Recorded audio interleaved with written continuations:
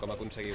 Clar, els productors vam començar que eren dos amics que són pagesos i que tenien excedents i van començar a plantar amb projecció de que hi hauria més gent.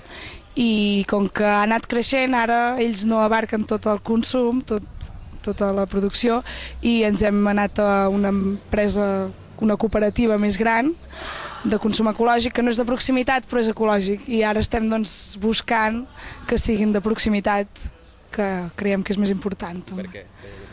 Creiem que és important la proximitat perquè és això, tenim amics que tenen horts, que els hi sobren productes o que estan aquí a tocar i que no els coneixem, i per què comprar a Alacant si tenim aquí a Manlleu el que volem menjar. Molt bé.